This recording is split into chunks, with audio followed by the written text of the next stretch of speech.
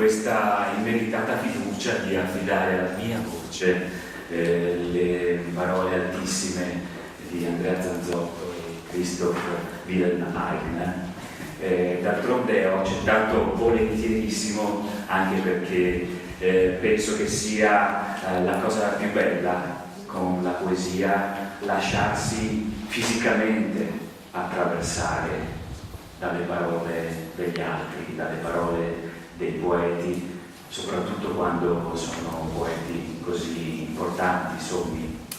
Vi leggerò in una traduzione italiana alcune poesie che sono particolarmente care all'autore stesso, a Christoph Wilhelm Aigner, e nella traduzione di Riccardo Novello, e alcune poesie che pensate con una fiducia e generosità totale. Andrea Zanzotto e Marisa Zanzotto hanno lasciato scegliere a me, pensate un po', quindi ecco.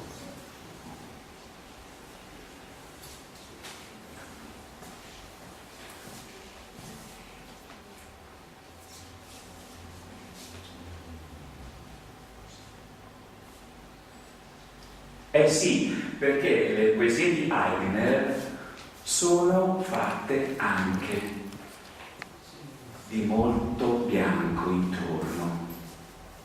Quindi come fare a leggerle?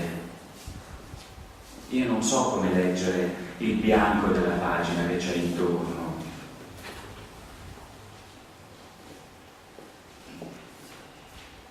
Ci proverò.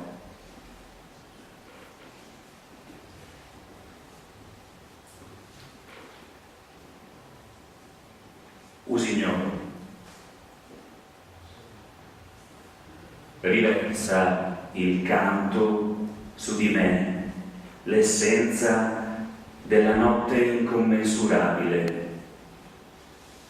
Così deve sentirsi il lago quando l'amata nuota dentro di lui.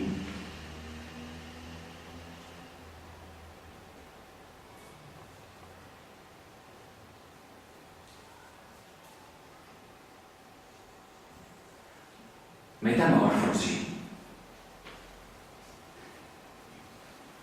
L'acqua libera dal tappeto del sole al tramonto, pesci rossi a gruppi nuotano in fila verso la spiaggia.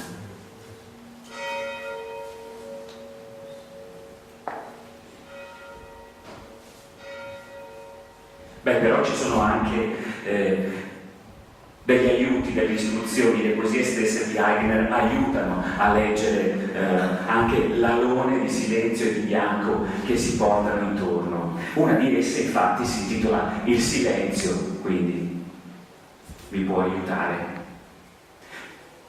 Il silenzio. La luce si è scissa sul dorso del monte. Nella valle sono sparsi tutto intorno i frammenti. Le pendici nero-verdi fissate con cipressi. E grande il silenzio, grande come il cielo incatramato di fresco.